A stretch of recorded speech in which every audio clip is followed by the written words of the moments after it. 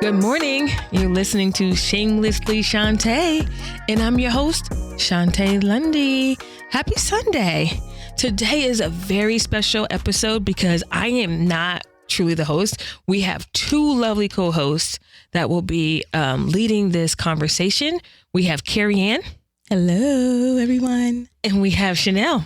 Hello, hello. Okay. Welcome, ladies. Thanks for having us, Shontay. Yeah, of course. I'm excited to hear what's going to come up. We got some good stuff for you. Okay. Let's get into Shontay's stories. So yeah, I was in a retailer, and as I do with every retailer, I walked down the sun care aisle. And the aisle was full of sunscreen, not a surprise, but I did see that Black Girl Sunscreen was discounted. And this was during the month of February, which is Black History Month, okay? So Black Girl Sunscreen on the shelves with the other sunscreen brands, and we are, 20% off, 30% off. So my first question was, why is Black Girl Sunscreen on discount? Walked away from the aisle, and then I came across like another kind of like end cap fixture for all the people that don't know, store jargon. And they had, it wasn't a Black history like showcase, but it was more of like Black owned brands. And then Black Girl Sunscreen was still the only one discounted even on this fixture. So that left me with a thought of, I can appreciate that during these months that, cultures and people are celebrated, but do our products need to be discounted in order to incentivize the customer to come and purchase?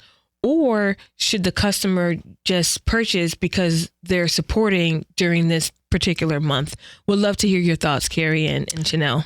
For me, I love a good sale, but for Black History Month, I think we could do without it. Recognize this throughout the entire 12 months throughout the year, but just to discount us for that particular month, I'm not with it. Yeah, I'm not feeling that either. I think, yes, put us on the displays, give us all of the extra visibility, but I don't think we should be discounting our products, especially not during the month of Black History. Especially not Black History Month. Like, what are we doing here? Yeah, so in my DMs, I had a mixture of comments. It was like, okay, why not put it on discount so people can experience the product? And I get that too, but I had another experience early in the month, y'all, and we had to discount the product again, right? For it to be like, well, it's worth the customer's while. So I don't know. It's like a catch-22. I love the exposure. I love being highlighted. Just not sure if that's how I want to be highlighted, because people are supporting at full price. Yeah. Okay. So, we got a good one.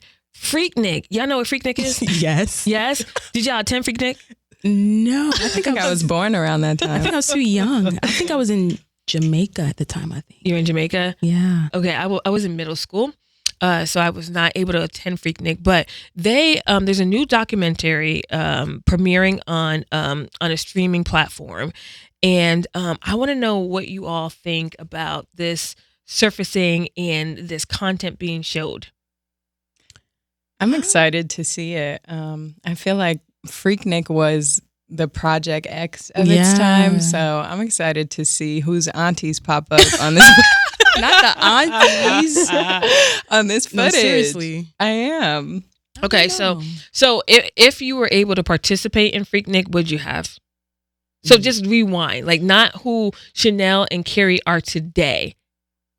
Just then, would you have participated?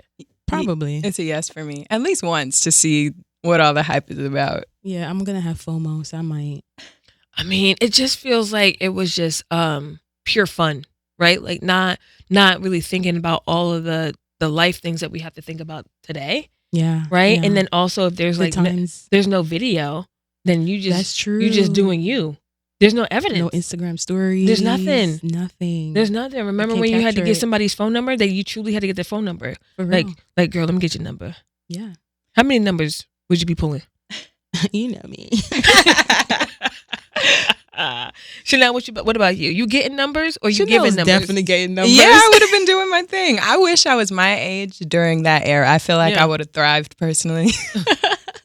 That's a good time. Okay, so this, do we think this is going to be a cultural moment for us? Freaknik. For sure, yeah. Of course. I'm hoping I hope it doesn't bring too much negative attention to the culture. But good memories. Yeah, good memories. I hope it brings feel good type of energy.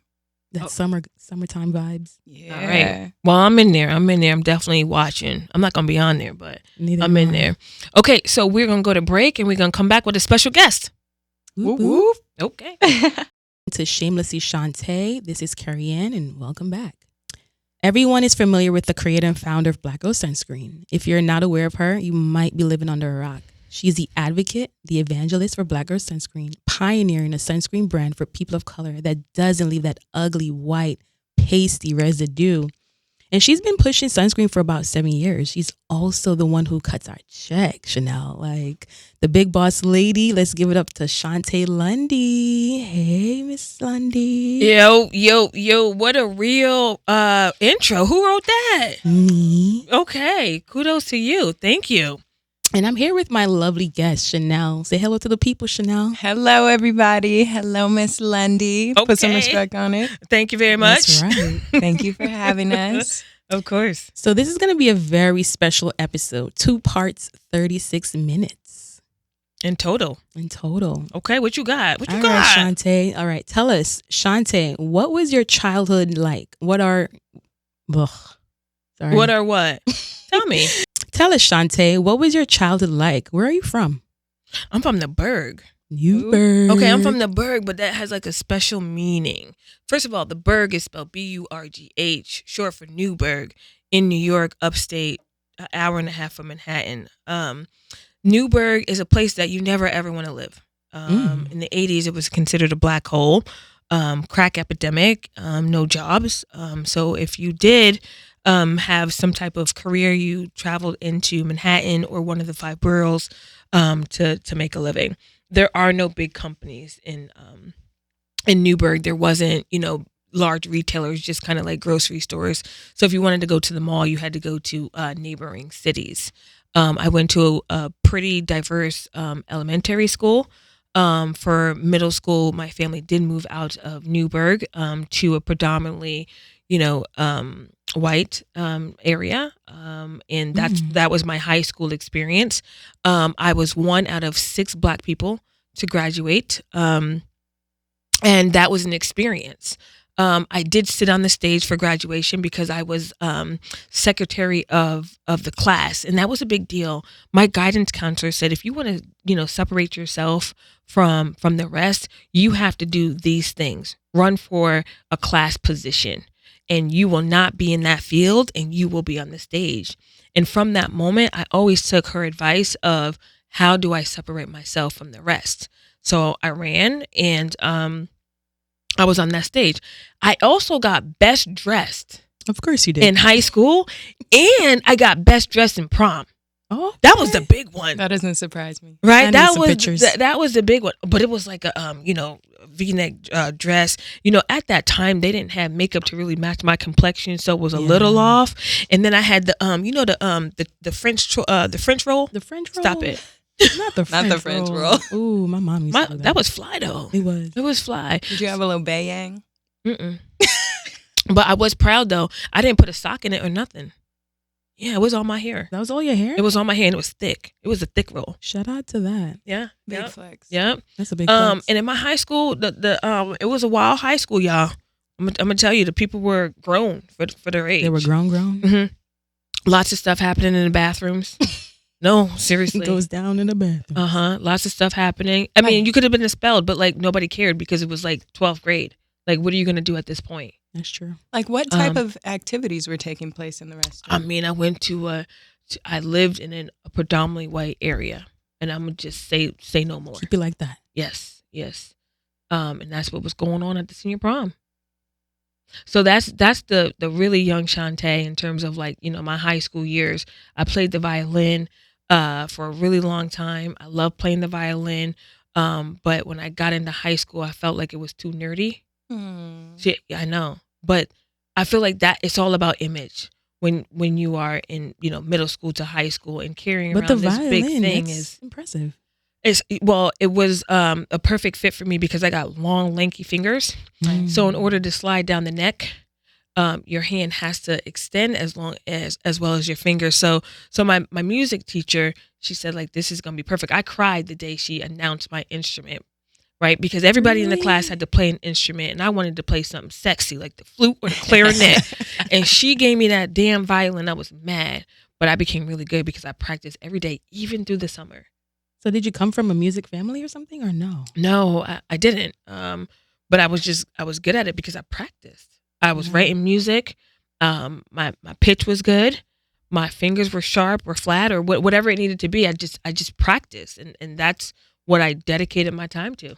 Wow, that's cool. So could we get you to play the violin soon for us? Can we get a No, performance? because my face is like awkward. You know when you put on like mascara and your mouth is open? Yeah. Right? Like that's how my face is when I'm playing the violin. So I don't know if you watch musicians play. Some of them are like super animated. Like I haven't figured out my face yet. Yeah. Maybe you could just go see her, do a mask, and really get your tunes out. Hide your face. But yeah, I don't think many people know this, that you're a military brat. I wouldn't call myself a brat in that perspective, maybe in other contexts, but yes, I was born in Fort Knox, Kentucky. Wow. And on the base in the early 80s. And I'm proud to say that because most people are very surprised when I say that I was born in Kentucky. Yeah. I was then brought to Germany. Whoa. With my mother. She was stationed there. And you lived in Germany? Yes. Just for a short period of time. Yep. And then so my father was down in Georgia while my mother was stationed in Germany. And then I had a little sister. All right. How far apart? But not with my father. Oh. T. Right. I mean, and distance sometimes tests relationships, right? So my mother, I guess, she ended up, meeting somebody else and, separating from my father, divorcing, whatever, and then and had my sister. She is I think a year and like 6 months younger than I am. Yeah, I think that's all the questions I have. Okay. Yeah. And what's your experience like growing up with a half sister? Would blood have made you any closer? You know what, Shana, I love this question because I would never ever call any of my sisters and brothers half. That would hurt their feelings, and it would hurt my feelings if they referred to me as a half because we grew up as wholes. Right. And yes, I always had a different father from them, but that was never ever in the conversation. And their father was my dad at the time. So now I truly understand the concept, but that's not how we were raised. We were raised under the same roof. We shared the same rooms, the same clothing, the same holidays. We were treated the same amount of gifts. Everything was the same. And I think you probably met one of my youngest sisters, and she would never say that Shontay, India. Hey, India. Nova's mama. Nova's mama. So she would never not say like, oh, that's my half sister. Right. Never. All right, so let's switch gears here. So you launched Black Girl Sunscreen with $33,000. All right, how did you manage to save that much money? By not spending. That's a significant amount of money because not everyone have that substantial savings account. No, you're right about that, and I don't take that lightly. So what I did from being in corporate America, so first of all, my starting salary was like $32,000 back in 2005. Wow. Almost like unlivable wages. So I was definitely, I don't like to use the word struggle and my name in the same sentence, but I definitely had to monitor my spending. And if that meant that I couldn't eat the best and I had to eat, my favorite meal to this day is hot dog and beans with sugar. Yeah. Sorry, y'all. Ooh, you said ill? Mm-hmm. To this day. I'm sorry? What? So when's the last time you really sat there and heated up hot dog and beans? Shontay, you're not doing that. I am. Shontay, to this day? To this day. Miss Lundy? To this day, I boil the hot dogs, boil the beans, and then combine them, and then I put sugar in them. Like, that's my meal. I come from humble beginnings. Okay. I respect it, but... Right? I respect it too. It's good. It's good to me. I don't eat peanut butter and jelly. I don't eat tuna fish. I don't eat some of these these quick, lower price meals. And that's just what I grew up on. So Kerry, shame on you for telling me that my meal is nasty because I love it. I'll eat it right now. I'm gonna try it. So I'm gonna try. so with that, how did I save, right? And I wasn't saving in 2025, 2005, 6, 7, 8 because I was barely making it. I was on my own since the age of 17. So paying my own rent, my own car insurance, everything that I needed to live. And that's why I was eating hot dogs and beans. That's why I was eating oodles and noodles, I love me aka some ramen. oodles and noodles. And honestly, like the employer that I worked at, they would offer meals if you worked over a certain amount of time. So I actually depended on that. So anyway, as I climbed the ladder in the corporate space, my salary started to increase, and I would put money aside from the paycheck, and I would just start increasing it, and I was living like within the same means of when I wasn't making any or lower money. So that just kept going into an account, and that I saved the $32,000 or whatever over the span of like 6 years or so. Wow. And as you were doing this, did you know what you were saving for? Was it just a rainy day? Did you kind of have in the back of your head you wanted to be an entrepreneur? No, not at all. I was just saving like just in case. I think the drilling in corporate is like, well, what are you going to do when you retire? You need to have an account, retirement account. You need to have all this, right? So like, I wasn't thinking about retiring at the age of whatever, 27. It was just like, okay, I got this money, and if I need it, then I'm gonna use it. So when I transitioned out of the corporate space, it could have been like, okay, well, do I want to buy a house? And I was like, nah, I'm gonna start this business. And that's but before I said I'm gonna start this business, I had the idea, and then I knew I had the money on the side. So if the idea was to come to real life, I had the resources. Yeah. What would you have spent the 32 on?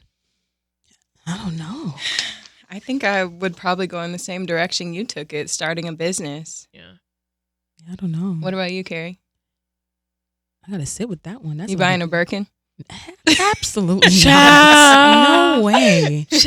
But I'm not mad at that though, right? I'm not mad at it because now if I had the 32, right, would I start another business with the 32?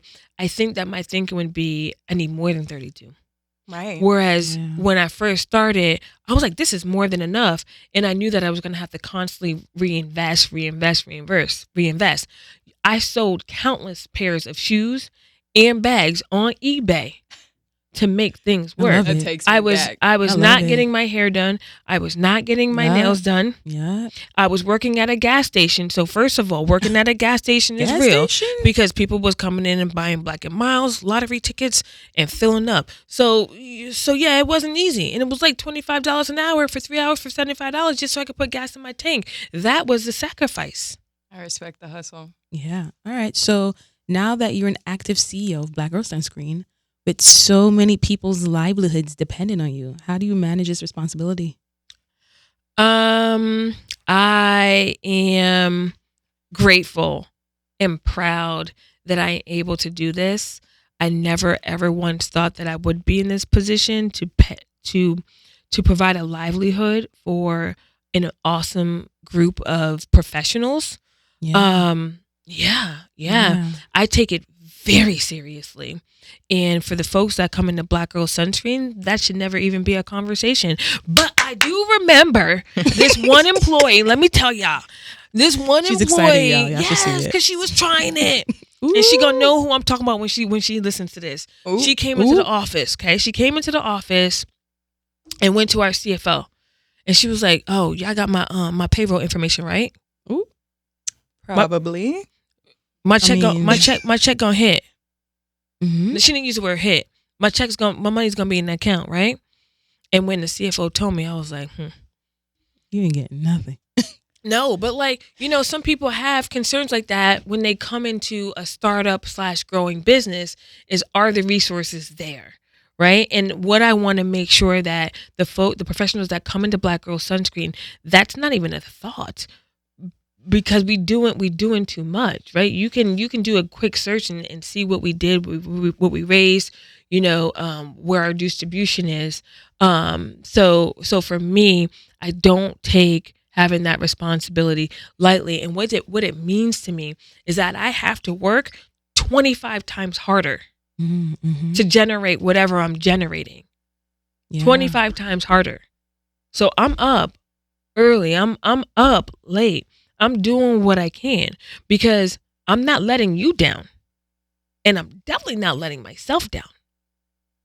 Yeah. Yeah. Mm-hmm. I wonder what even prompts someone to ask something like that, though. I wonder if she wasn't working at a Black-owned, women-owned company. Are you still asking those questions? Seriously, right? She was unsure and she needed some reassurance. Yeah. And I think sometimes there's always some type of skepticism when you come into these environments. It's like, do I believe it? Right. Do I believe it? And you know what? I wasn't offended, but I'll never forget it. Right. I'll never forget it. Yeah. Yeah. And like I said, it's never even a conversation. Never. But I also don't take that for granted. And I don't want y'all to take that for granted. Because listen, we interview people and what they say is like, I've been furloughed. Now, a furlough could come from many different reasons. Right. No, the business isn't doing well, so they can no longer afford payroll. And typically payroll is the largest expense on the books. Yeah. Right? That's not what we're talking about at BGS. Crawl, walk, run. We hire who we need for that time, and then we continue to build. So, like, how did you? And just for the record, Yeah, I will not get paid before somebody else on the team doesn't get paid. I respect it. Thanks for that. You're welcome. So, how do you learn to speak the language of business? Like, what was your relationship with business prior to Black Girl Sunscreen? Child. I know, right? I mean, there's lots of jargon. This is a good one. Let's strategize. Let's implement. We could circle back. Let me sit on it. It's hard because I don't know if I've ever felt like myself in the corporate space because they're molding you to fit in a box, to present yourself to external clients or to whoever they want to present you to. And because sometimes of your race and your gender, it's like, okay, well, if we make her polished, if we, get her to a place, then she'll present well. Right. And that's what I always thought it was. Yeah. When I came out of college, it's, okay, I need to do these things in order to progress. And I think that's the beauty of Black Girl Sunscreen. You don't have to fit into a box. Yeah. You don't have to speak the corporate jargon. Yeah. You are able to show up as Kerry. You're able to show up as Chanel. Now, we're not saying you full out Kerry Chanel, right? But at least you could be true to who you are to some extent. But in these corporate spaces where it's pretty homogenous, no, you wearing many different coats. Meaning like, okay, I am buttoned up Chanel today. Right. Okay, my hair is going to be slicked back in this ponytail. Okay, no, her pony looks really nice. Yeah, and I'm being serious. Or even I remember my aunt. She had some cornrows, right? And it was like fishtails. And she called me. She was like, "You're in the corporate world. Is this hairstyle appropriate?" I was like, "You're gonna have to put it in a ponytail." Right? She couldn't even wear her hair the way she wanted to wear it in that space. So I learned because I was in the space for 12 years. And I did what I needed to do. So if that was to learn a few words, cadence, KPIs, right? And ROIs. people and people still use it today. Yeah. These are actually real words. They truly are real words, and they mean something, right? And it's almost as if like if you don't learn the lingo, you're not even as educated. You don't even deserve the conversation. So in some situations, you got to get with the program. I think for me, when I first started, I tried to come in with that, like, you told me to, like, not do that, like, get rid of the presentation, like, be myself. Just be yourself. Yeah. That's important, I think, because when you show up authentically as yourself, there are no surprises. Yeah. Nothing comes at you from... I come in with braids. I'm like, this is me. What do you want me to do? But yeah. Take them out. No, I'm just kidding. I paid some money for this. Yeah, I'm just kidding. But yeah. So thank you for having me, you all. We're going to go to a break, and we're going to talk about what's happening in BGS moments. And let's get into some BGS moments, shall we? Let's do it. Yeah. So we just launched our Make It Glam duo, which was a hit. This is our first time we paired sunscreen in our lip gloss, right? Super cool. I think so. Yeah. I'm the mind behind it, kind of. You really were. So with that being said, we have a ton of billboards all across LA, and just coming from limited resources, it's It's nice to see our billboards in the sky to bring brand awareness that's not digital is another means to marketing. Yeah, I mean, crawl, walk, run has always been my strategy for everything. And in 2016, Black Girl Sunscreen launched as an Instagram brand. Yeah. So having billboards wasn't even a thought. And I think when you see a billboard on this in the street or on the highway, you're like, whoa, how much did that cost? Or who's that company? I know when I was like a little girl, it was like a big deal. First of all, being on radio was a huge deal. Being on TV was a huge deal. Billboards was a huge deal. Yeah. So all of the things just felt so untouchable. Yeah. Right. And so for Black Girl Sunscreen to literally penetrate LA in 3 different locations, targeting, the folks that should be and are wearing Black Girl Sunscreen means so much to our team. And we will continue to expand into different markets that are heavily populated with Black people and people of color. So, strategy there is to highlight the current product or whatever campaign that we have at the moment. Yeah, traditional marketing still works. Do you see that traditional marketing? Yeah. Absolutely. Yeah. I think this is a huge deal. I agree with you. When I would hear somebody on the radio or see a billboard, that to me meant that they made it. So they made it. They made it. So what does it feel like to work at a company that does have billboards? We made it. It's cool. I'll have my grandma, my friends pass by and they're like, you work for Black Girl Sunscreen, right? I'm pretty sure I just passed by a billboard. And I'm like, yeah, like we actually took part in like creating that campaign and making it come alive. So yeah, it's definitely cool. It doesn't get old. I hope you all feel honored that not that I just trust you, but I'm like, hey, I want you to see this from start to end. And there have been some dynamic billboards. So I'm put you on the spot. Uh-oh. What have been your faves? I would say, I think maybe when I first started working here, we all had a photo shoot. We were just relaunching Make It Matte, which is one of our best sellers. And we did like a really pretty glamorous photo shoot with the pearls. So I would say that was my favorite. Because you were a star in it? I was. She's not lying. Yeah. Yeah, that's my favorite. Okay. I think mine was The Little Mermaid. Okay. Why? Just driving up and you've seen that billboard right next to the office. It was special. That was special because we literally worked on that. So that was nice. Yeah. Okay. And one of I have several favorites. I love all of them. I love the kids billboards. I love that they're very timely. But if I have to choose one, it is the Make It Spice on Slauson. Ooh. And that one, it was different than the rest because it had pop outs and it had extensions. And I mean, that thing was fire. Yeah, it was fire. And I went, listen, I live in the valley, y'all. So when I drove over to Slauson, I saw Black people in the car. I was like, oh, well, I'm not used to it. When you see Black people in the car, that means you're in the Black area. It's different. This is the perfect location. Oh, yeah. I think all of our billboards, especially in LA, are placed in Shout the out perfect to Kennedy. location.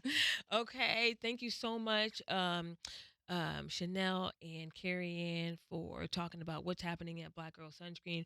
But most importantly, thank you for administrating this first conversation with myself, Shontay, Miss Lundy, the Black Girl of Sunscreen, all of those names. I'm looking forward to the continued conversation next week. Okay. All right. And you're listening to Shamelessly Shontay with your host, Shontay Lundy. Thank you for listening.